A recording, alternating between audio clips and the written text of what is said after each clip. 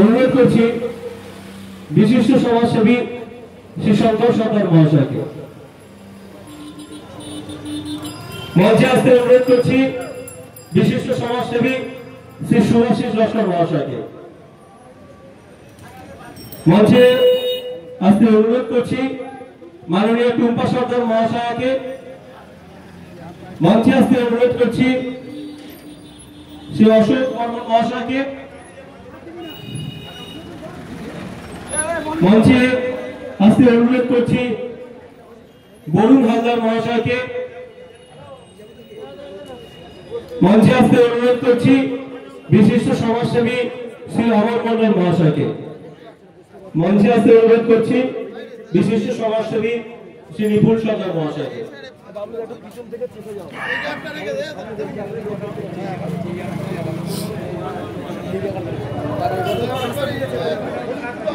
মঞ্চে উপস্থিত বিশিষ্ট অতিথিবৃন্দকে আমাদের রাষ্ট্রবাদী মঞ্চের পক্ষ থেকে এক এক করে বরণ করে নেওয়া হবে। বিশিষ্ট শিক্ষাবিদ ডক্টর ইন্দ্রজিৎ সরকার মহাশয়কে বরণ করতে অনুরোধ জানাই বিশিষ্ট সমাজসেবী শ্রী সুরেশ বৈদ্য মহাশয়কে। সাংবাদিক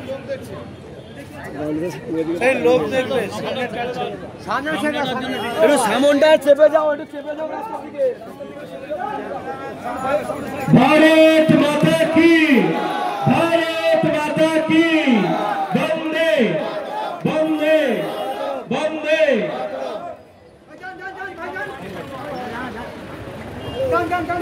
विशिष्ट समाजसेवी माननीय सत्यप्रिय चक्रवर्ती महाशय के उत्तरीय फड़िए बरण कर नेबे श्री दीपंकर कर्मकार महाशय।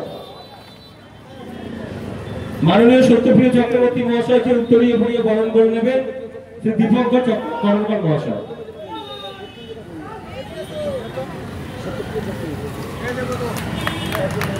भारत माता की, भारत माता की, भारत माता की। एवं विशिष्ट अतिथि माननीय शंकर सरकार महाशय के बरण करते मंचे डाकছি আর এক বিশিষ্ট সমাজসেবী শ্রী সন্দীপ নাইয়া মহাশয়কে। সন্দীপ নাইয়া মহাশয়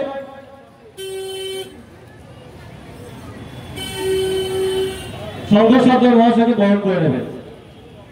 সুজন মন্ডল মঞ্চের কাছে আসবেন। সন্দীপ নাইয়া মহাশয় শঙ্কর সরকার মহাশয়কে বরণ করে নিচ্ছেন।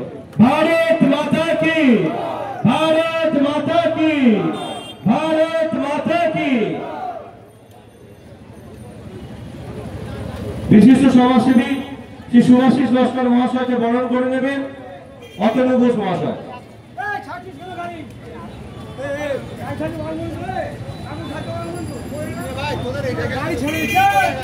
भारत माता की, भारत माता की। श्री अशोक बर्मन महाशय के बरण करे नेबेन सुजन मंडल महाशय। दीपंकर मंडल महाशय काছে আসবেন। भारत माता की, भारत माता की। टुम्पा सरकार महाशय के बरण করে নেবেন গোপীনাথ মন্ডল মহাশয়। দীপঙ্কর মন্ডল মহাশয় মঞ্চের কাছে আসবেন। রঞ্জিত চক্রবর্তী মহাশয় মঞ্চের কাছে আসবেন। भारत माता की, भारत माता की। वरिष्ठ मानुष আমাদের অভিভাবক অমর মন্ডল মহাশয়কে বরণ করে নেবেন রঞ্জিত চক্রবর্তী মহাশয়।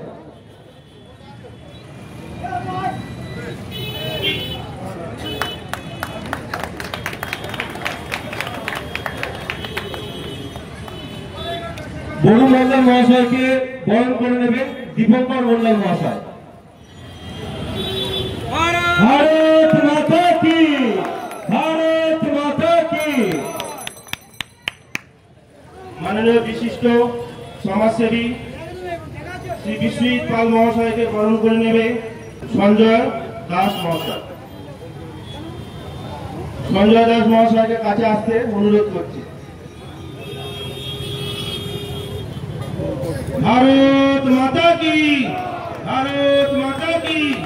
वंदे वंदे বন্দে সর্দার বল্লভভাই প্যাটেল অমর রহে, সর্দার বল্লভভাই প্যাটেল অমর রহে, সর্দার বল্লভভাই প্যাটেল অমর রহে। সর্দার বল্লভভাই প্যাটেলের 150 বছর জন্মবার্ষিকী উপলক্ষে আমাদের আজকের যে কার্যক্রম, যেভাবে সর্দার বল্লভভাই প্যাটেল স্বাধীনতার পূর্ববর্তী সময় থেকে পরবর্তী সময় পর্যন্ত যেভাবে সে সময় ভারতবর্ষের ছোট ছোট দেশীয় রাজ্যগুলোকে যেভাবে ঐক্যবদ্ধ করেছিলেন, আজকের যে গোটা ভারতবর্ষ আমরা দেখি, সেই গোটা ভারতবর্ষ সেদিন ইংরেজ এবং জিন্নার চক্রান্তে যে টুকরো টুকরো করার পরিকল্পনা হয়েছিল বা দেশীয় রাজারা যা চেয়েছিলেন তাকে সম্পূর্ণভাবে নষ্ট করে আজকের এই গোটা ভারতবর্ষ যিনি একত্রিত করেছিলেন, সেই বল্লভভাই প্যাটেলের 150তম জন্মবার্ষিকীতে তাকে প্রণাম জানাই। আমাদের মধ্যে বিশিষ্ট ব্যক্তিরা উপস্থিত হয়েছে। আজকের এই কার্যক্রমের প্রধান বক্তা হিসেবে আমি বক্তব্য রাখতে অনুরোধ জানাই বিশিষ্ট সমাজসেবী মাননীয় শ্রী সত্যব্রত চক্রবর্তী মহাশয়কে।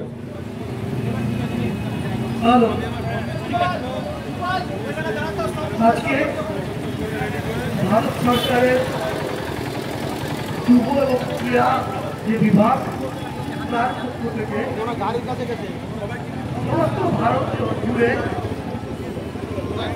সর্দার বল্লভভাই প্যাটেলের চলছে। সেই কার্যক্রমে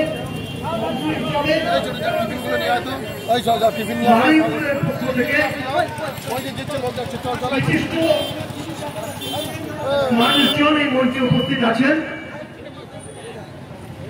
আমি উপস্থিত মঞ্চের প্রত্যেককে আমি আমার আন্তরিক নমস্কার এবং অভিনন্দন জানাচ্ছি। ভারতবর্ষ হচ্ছে ত্যাগের মুখ্য প্রতীক, তাই দৈনিক ধ্বজা, দৈনিক অভিনন্দন প্রত্যেক ভারতবাসীর কাছে খুব গুরুত্বপূর্ণ। আমরা আজ এমন একটা সময় এসে উপস্থিত হয়েছি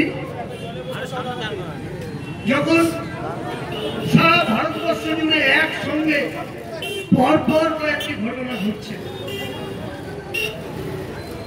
আজকে আমরা এই চাম্পাহাটির বুকে সর্দার বল্লভভাই প্যাটেলের 60 শতবর্ষ উদযাপন করছি। আমি জানি না এর আগে চাম্পাহাটির বুকে সর্দার বল্লভভাই প্যাটেলের জন্মবার্ষিকী কখনো পালন করা হয়েছে কিনা। সারা ভারতবর্ষ জুড়ে কিন্তু সর্দার বল্লভভাই প্যাটেলকে নিয়ে আন্দোলন, তার ভাবধারা, তার ভাবনা চিন্তা, তার কার্যক্রম সারা ভারতবর্ষের প্রত্যেকটা মানুষের জানা কর্তব্য। কিন্তু দীর্ঘদিন ধরে ভারতবর্ষের যে সমস্ত সরকার রাজত্ব করেছে, যে সমস্ত রাজনৈতিক দল রাজত্ব করেছে, পশ্চিমবাংলার বুকেও যে সমস্ত রাজনৈতিক দল রাজত্ব করেছে, তারা পরিকল্পিতভাবে সর্দার বল্লভভাই প্যাটেলকে সাধারণ মানুষের সঙ্গে আসতে দেয়। আজকে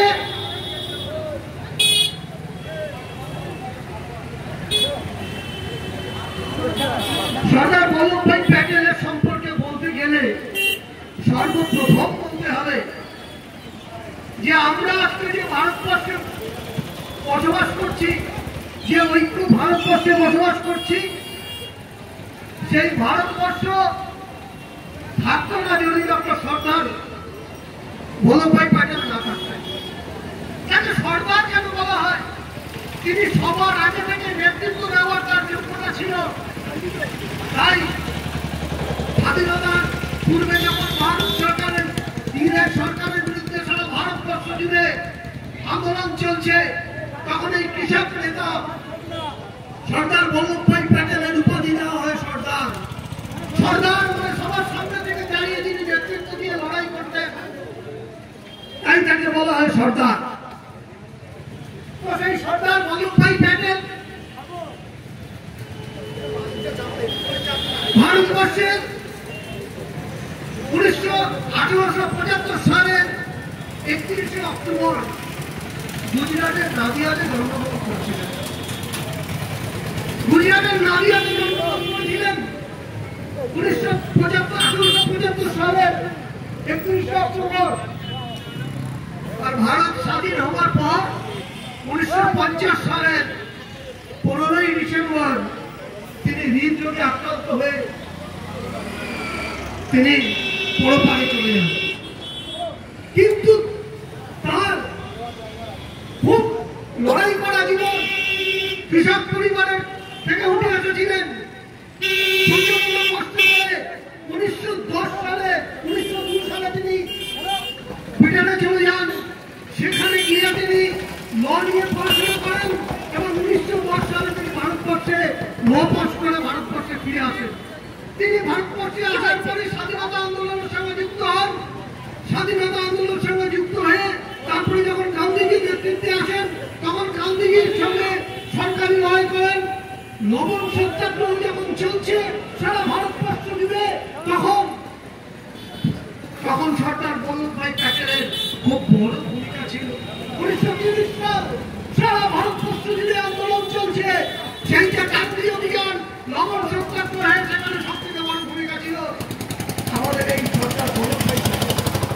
তারপর তিনি ভারতবর্ষের জাতীয় কংগ্রেসের সভাপতি নির্বাচিত হন।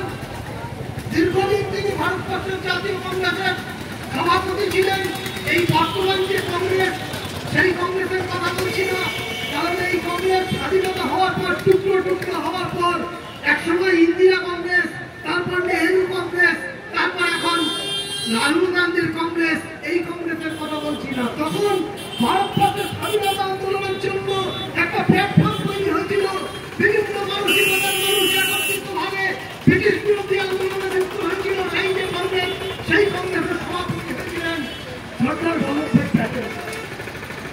যখন ভারতবর্ষ স্বাধীনতার মুখে কিচ্ছু করার নেই, ব্রিটিশ দেখলো ভারতকে স্বাধীন করতেই হবে, ভারতকে স্বাধীনতা দিতেই হবে, ঠিক সেই সময় লর্ড মাউন্টব্যাটেন তিনি ভারতবর্ষে ছিলেন। লর্ড মাউন্টব্যাটেন তিনি ভারতবর্ষের ভাইসরয় ছিলেন।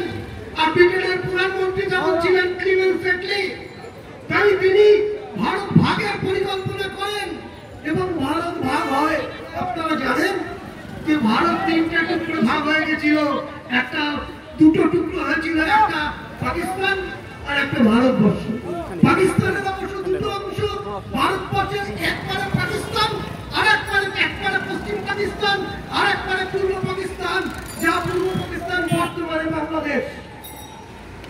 বর্তমানে তিনটা দেশ।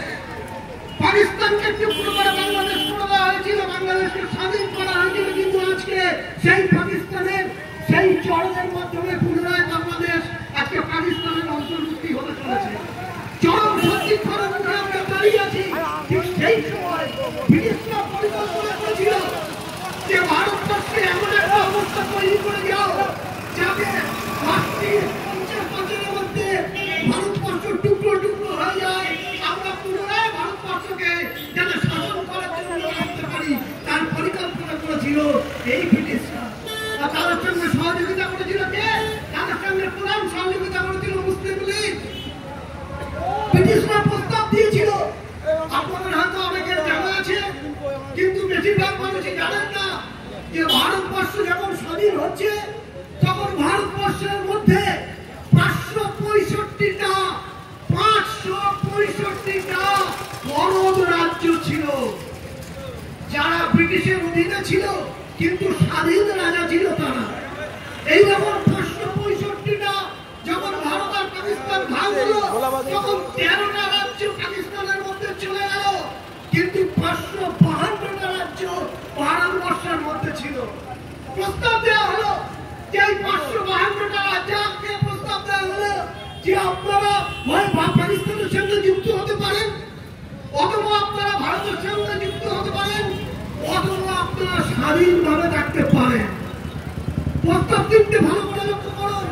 আপনারা পাকিস্তানের সঙ্গে যুক্ত হতে পারেন, আপনারা ভারতের সঙ্গে যুক্ত হতে পারেন, অথবা আপনারা স্বাধীন থাকতে পারেন। এই যে স্বাধীন থাকতে পারেন, এই যে দশটা মাঝখানে নিয়ে এসেছিল, এর মাধ্যম দিয়ে ব্রিটিশরা চক্রান্ত করেছিল ভারতবর্ষকে টুকরো টুকরো করা। কারণ প্রত্যেকটা স্বাধীন রাজাই চাইতো আমি স্বাধীন থাকবো, আমি কোনো দেশের পরাধীনতা অস্বীকার করবো না। যদি ভারতের মধ্যে আসি তাহলে ওই রাজা ভারতবর্ষের একজন সাধারণ নাগরিক হবে, একজন সাধারণ নাগরিক হিসেবে ভোট দান হবে, বা একজন সাধারণ নাগরিক হিসেবে ভোটে দাঁড়াতে পারবে। এর থেকে বেশি কি হতে পারে না। কিন্তু শুধু রাজা, তাই বেশিরভাগ রাজাই চাইছিল যে তারা স্বাধীন থাকবে। কিন্তু সেই সময় মহাত্মা গান্ধী সর্দার বল্লভভাই প্যাটেলকে দায়িত্ব দিয়েছিলেন যে আপনি এই করদ রাজ্যগুলোকে বুঝিয়ে ভারতবর্ষের সঙ্গে যুক্ত করান। সেই দিন থেকে সর্দার বল্লভভাই প্যাটেল প্রচন্ডভাবে নেমে পড়লেন, একের পর এক রাজার সঙ্গে দেখা করলেন, তাদেরকে বোঝালেন, বোঝাতে বোঝাতে বোঝাতে বোঝাতে প্রায় বেশিরভাগ রাজা ভারতবর্ষের সঙ্গে যুক্ত হয়ে গেল।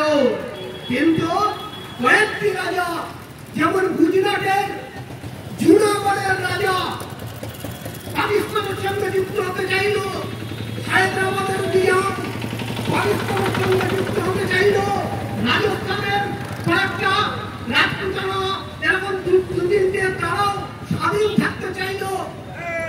তখন ভারতের ভাবুন বিষয়বস্তুটা, ভারতবর্ষের মাঝখানে হায়দ্রাবাদ নিজামের রাজত্ব। তখনকার হায়দ্রাবাদ এখনকার থেকে অনেক বড় হায়দ্রাবাদ ছিল, মহারাষ্ট্রের অনেকটা অংশ তার সঙ্গে যুক্ত ছিল, মধ্যপ্রদেশের বেশ কিছু অংশ তার সঙ্গে যুক্ত ছিল, অনেক বড় ছিল তখন হায়দ্রাবাদ। এবং সব থেকে ধনী রাজা ছিল হায়দ্রাবাদের নিজাম। হায়দ্রাবাদের নিজাম বলল আমি স্বাধীন থাকবো, আমি ভারতের সঙ্গে যুক্ত হবো না। একবার ভাবুন কি প্ল্যানিং দিয়ে গেছিল ইংরেজরা। ভারতবর্ষের মাঝখানে একটা দেশ যাকে চারিদিক থেকে সিকিউরিটির জন্য আমাদের চারিদিক থেকে সৈন্য রাখতে হবে। গুজরাটের একটা রাজত্ব জুনাগড়, তার চারিদিক থেকে আমাদেরকে আমার সেনাবাহিনী দিয়ে আমাদের সীমান্ত পাহারা দিতে হবে। কাশ্মীর, তার চারিদিক থেকে আমাদের সীমান্ত পাহারা দিতে হবে। আর এক জায়গা থেকে অনেক জায়গায় যেতে গেলে, আজকে যদি মহারাষ্ট্র থেকে কেউ কেরালা যেতে চায় তাহলে তাকে ভিসা পারমিট নিয়ে হায়দ্রাবাদে ঢুকে তারপর তাকে কেরালায় যেতে হবে, অথবা তাকে উড়িষ্যা ঘুরে কেরালা যেতে হবে। এই যে চরম একটা অবস্থা তৈরি হলো, তখন নিজামকে বলা হলো, জুনাগড়ের রাজাকে বলা হলো, এবং রাজপুতদের যে দুটো তিনটে রাজত্ব ছিল যারা চাইছিল স্বাধীন থাকবো তাদেরকে বলা হলো, এবং কাশ্মীরকে বলা হলো। কাশ্মীরের রাজা ছিল হরি সিং। কাশ্মীরের রাজা ছিল হরি সিং। হরি সিং বললেন আমি পাকিস্তানেও যাব না, আমি ভারতেও আসবো না। কেন না, হরি সিং নিজে রাজত্ব পেতে চেয়েছিল। কাশ্মীরের বেশিরভাগ মানুষ ছিল মুসলিম, রাজা ছিল হিন্দু।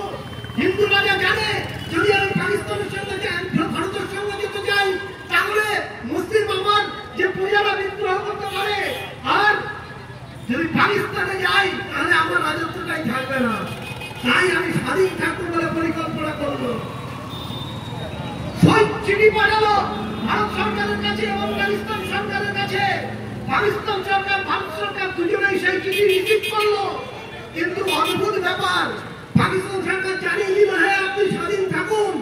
ভারত সরকার কিন্তু জানায়নি যে হরিকে যে আপনার কাশ্মীর স্বাধীন থাকো, এটা কিন্তু দেয়নি, পারমিশন দেয়নি। চিঠিটা নিয়ে চুপ করে পড়েছিল। ইতিমধ্যে কি করলো না, পাকিস্তান একদল হানাদারকে, অর্থাৎ পাকিস্তানের সেনাবাহিনীর লোক তাদেরকে উগ্রপন্থী সাজিয়ে ঢুকিয়ে দিল কাশ্মীরের মুখে। তারা একের পর এক কাশ্মীরের মুখে বিরাট অত্যাচার শুরু করলো। বিভিন্ন মানুষকে হত্যা থেকে শুরু করে লুট করা, অগ্নিসংযোগ সমস্ত করতে শুরু করলো। হরি সিং তখন ভারত সরকারের কাছে সাহায্য চাইল। ভারত সরকার বলল আমরা কিভাবে যাব, তুমি তো স্বাধীন থাকতে চেয়েছ, পাকিস্তান তোমাদের আক্রমণ করছে, আমরা তো আক্রমণ করছি না, আমরা কি করে যাবো? তোমরা আমাদের কাছে সরকার ভারতের সঙ্গে যুক্ত হও, অবশ্যই ভারত তোমার ব্যবস্থা গ্রহণ করবে। জওহরলাল নেহরু চেয়েছিল যে এসব করার দরকার নেই। সরকার বল্লভভাই প্যাটেল যাকে লৌহ মানব বলা হয়, তার ইস্পাত সবিস্তার যে ভাবনা, তার যে দৃঢ়তা, সেই দৃঢ়তার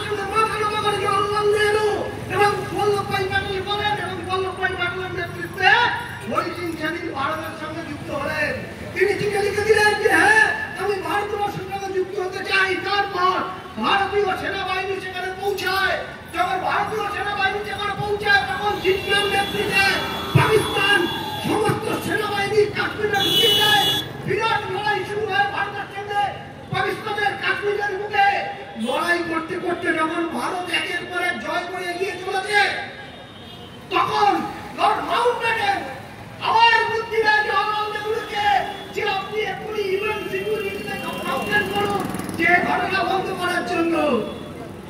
বল্লভভাই প্যাটেল বললেন কোনো জানানোর দরকার নেই, আমাদের কাউকে জানানোর দরকার নেই, আমরা আমাদের জায়গা জয় করে নেব, আমরা জয় করে নিচ্ছি। কিন্তু জওহরলাল নেহরু কারোর কথা না শুনে চলে গেলেন রাষ্ট্রসংঘে। রাষ্ট্রসংঘে গিয়ে দরবার করলেন। ভাবতে পারেন কংগ্রেস পার্টি আজকে তারা পশ্চিমবঙ্গ থেকে শূন্য হয়ে গেছে।